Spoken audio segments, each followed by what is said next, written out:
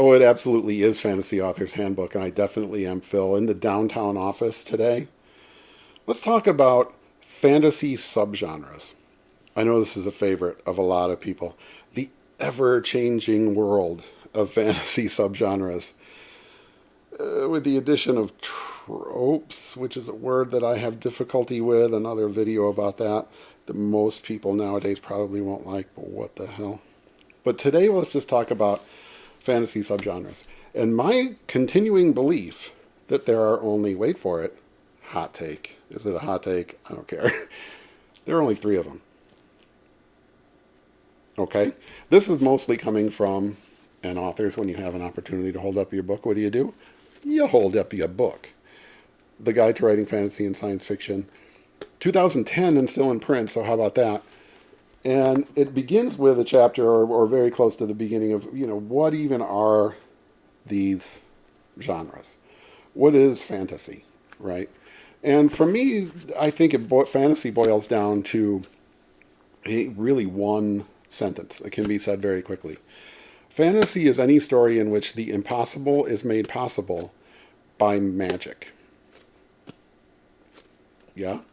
And not doesn't necessarily have to be, pervasive, crazy D&D magic where every other person is a spellcaster and it's just magic everywhere. It can be very, very subtle. It can be magic that only kind of seems like magic, etc.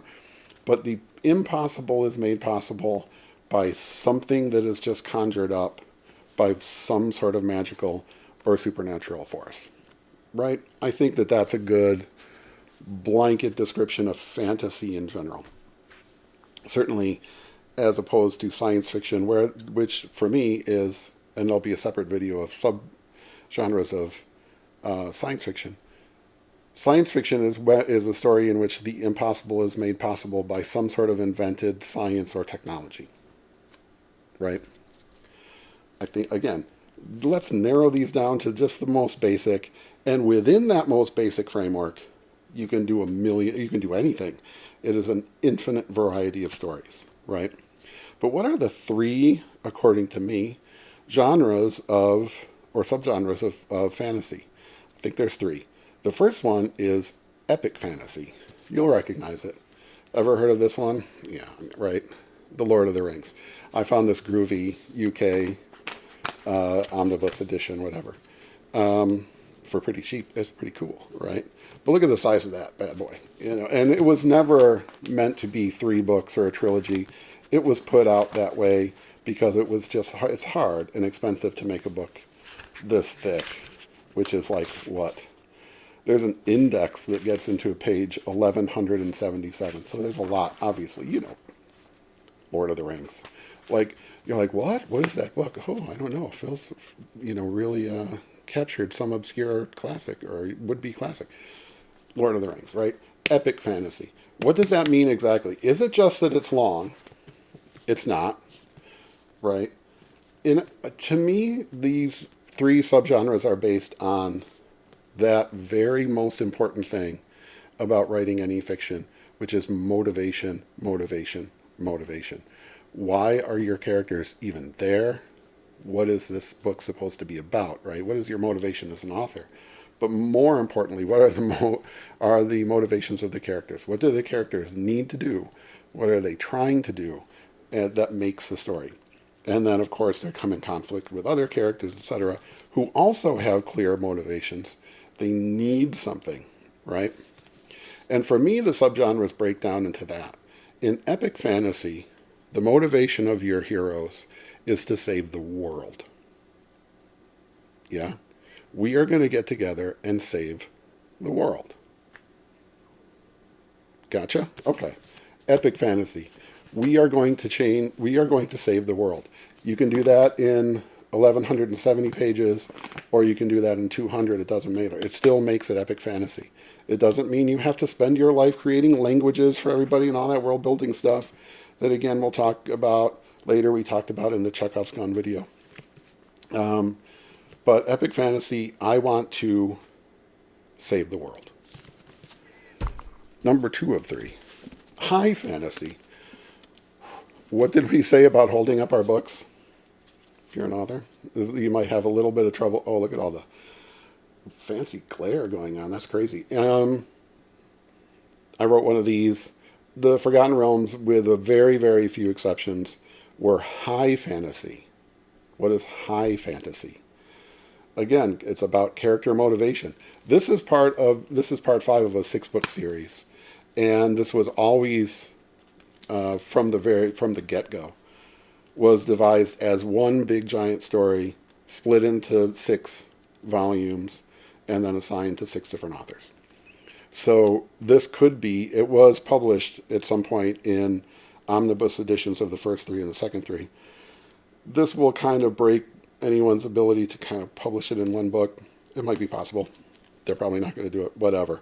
In other words, this is still a really long story. Forgotten Realms has world building and then some. This was a sort of 3rd edition, transition story, whatever. But by the time we got to 3rd edition D&D and 3rd edition Forgotten Realms, that world had been radically overbuilt. There was detail upon detail upon detail. So again, it's not about the massiveness and pervasiveness of the world building. This is, you could say, it feels like epic fantasy because of the hugeness of it. But it's high fantasy because of the motivations of the characters. In the War of the Spider Queen series, they are going to save the realm, or that's what they're trying to do.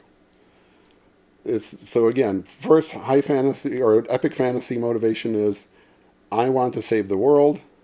High fantasy is, I want to save the realm, the kingdom, the city, whatever it is, the university, right?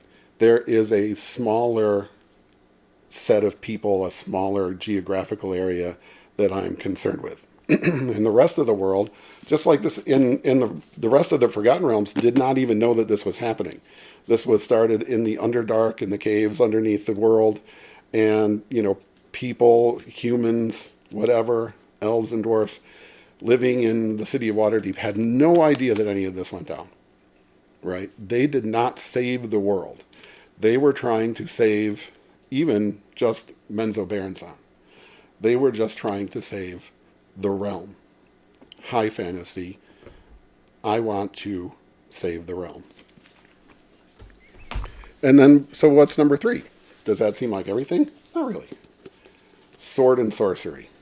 Oh, I love this. This is a treasure. I kept this. This is not something I rebought for nostalgia's sake. I've had this for decades, right? The science fiction book club edition of Red Nails by Robert E. Howard that came as a sort of a set of 3 of the original Conan stories. This is sword and sorcery in its most perfect form. And what sword and sorcery means is, it has all the world building, right? Over the course of all those stories, Howard really did create a robust and big world of the Hyborian Age. So the world building is there, obviously not to the extreme minutia that Tolkien got into, but the world building was there. It was just the motivation of this character, Conan in particular, is, I'm not going to save the world. I'm not going to save the realm. Most of the time, Conan wasn't even from that realm. He's just passing through and didn't care. In Sword and Sorcery, the character's motivation is, I want to save myself. It is entirely individual, or maybe down to a couple, 2, 3 people. I'm going to save myself in Valeria. Or I'm just going to save Valeria. Or I'm going to save a person that maybe he just ran across. Or this evil wizard has captured him and he's just trying to get out of there. He's not trying to make sure that Sauron doesn't introduce 1,000 years of darkness or whatever that is. He's not trying to find out why the goddess has ignored them and restore order to the city of Menzoberranzan. He's just in this entirely and only for himself. Okay? So I think we got that, right? And I think that's all there is. Now, yeah, you can get into other stuff that you can say, well, what about, Phil, what about historical fantasy? the great Jonathan Strange and Mr. Norrell. One of my favorite fantasy novels of all time. Yeah. This is high fantasy. I understand that it's set in England as opposed to Middle Earth or, the Forgotten Realms. But it's still high fantasy in that they are trying to save English magic, right? They're trying to save an institution. It's about the character motivation, right? But Phil, right? What about cosmic fantasy? That H.P. Lovecraft more or less invented, or certainly took to that, greatest level.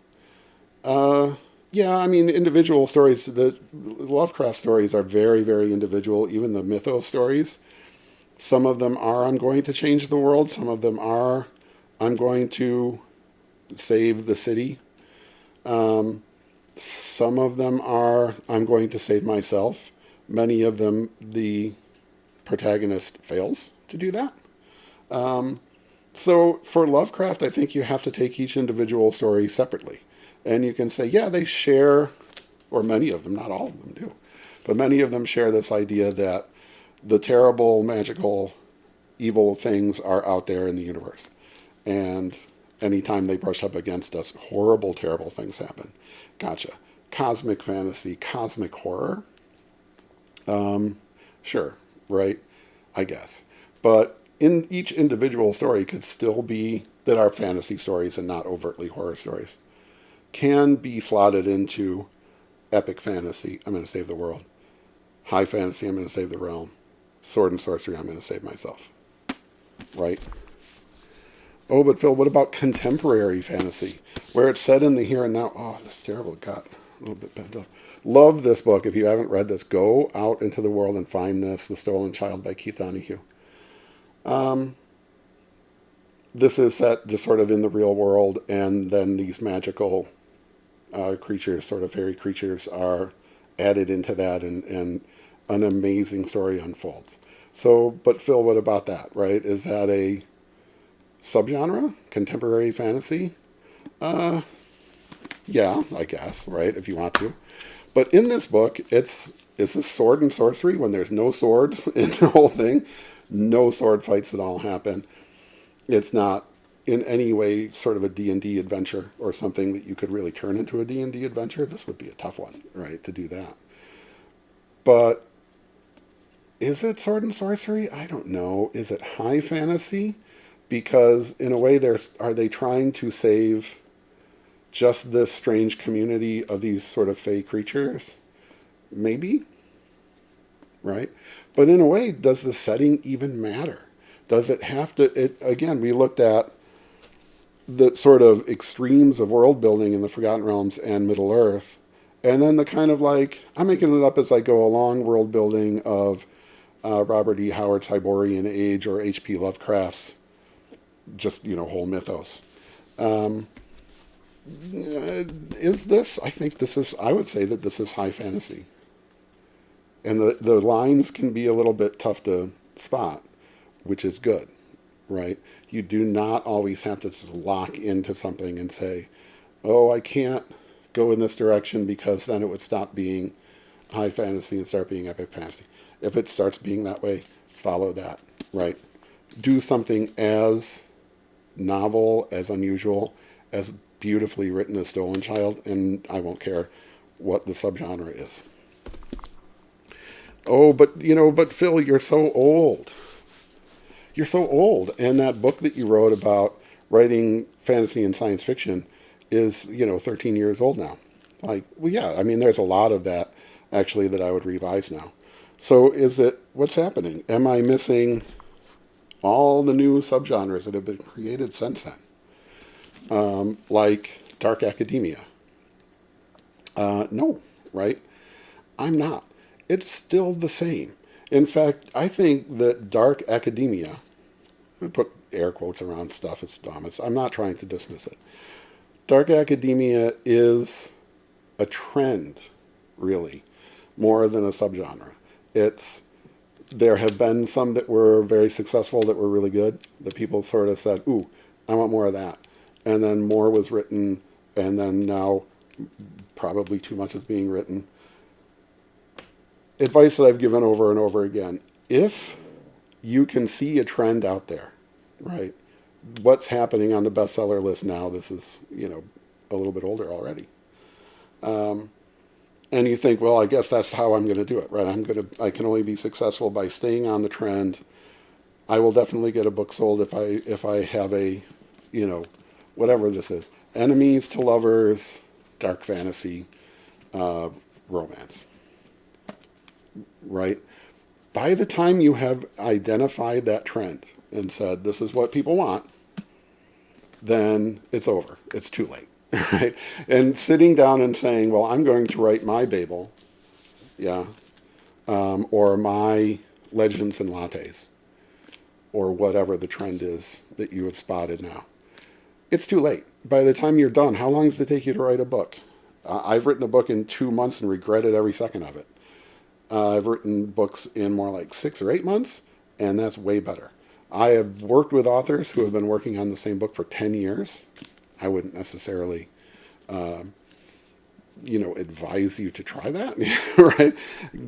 But whatever, right? However long it takes, it's going to take too long for you to get that trend, because this trend, dark academia, pretty much over already, right?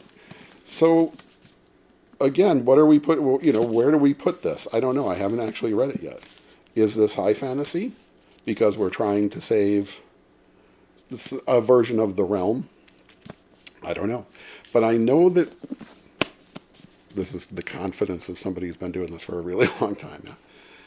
I know it fits into one of these three, because those are the sort of basic character motivations. And again, that's not enough character motivation. So I wouldn't say, I'm going to start writing a novel about this character who wants to save the world, and that's all he wants. I'm going to save the world. Okay, why? I know that sounds crazy, but why you? Why Bilbo? Why not anyone else? So you got to go farther as an author, much, much deeper into why your characters are doing what they're doing. Not just, well, the world kind of, I guess, needs saving, question mark? Okay, right, that's kind of the big conflict. This thing has come to destroy the world. Why that person? What are they trying to accomplish in their own, sort of their own psyche, right? But I think when we look at the genre as a whole, if you look at it in terms of those three, top level motivations of the characters, then we have a set of different versions of fantasy that we can easily lock into and yet share everything. They are all stories in which the impossible is made possible by the use of some version of magic. They all have some amount of world building, a little bit, a really lot, somewhere in between.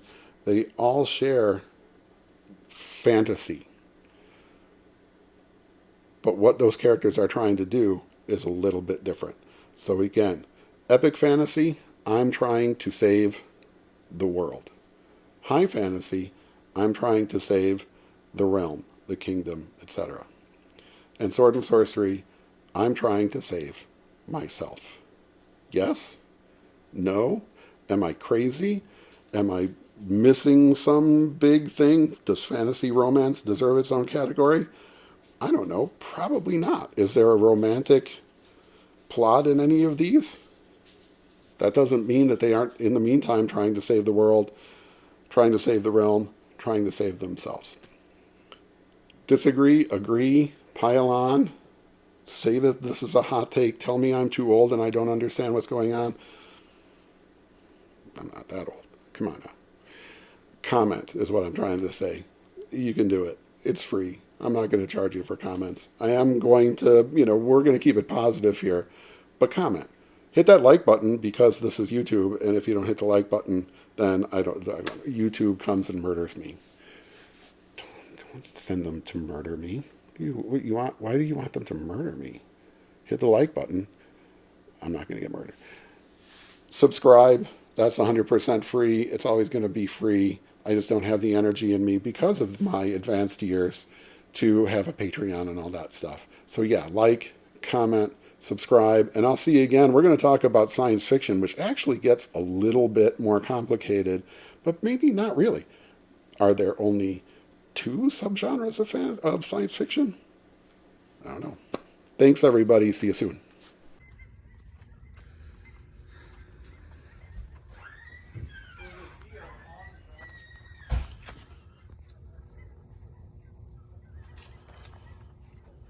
Okay, how almost domesticated are the deer in my neighborhood? I'm about 8 feet away from this thing and it does not care.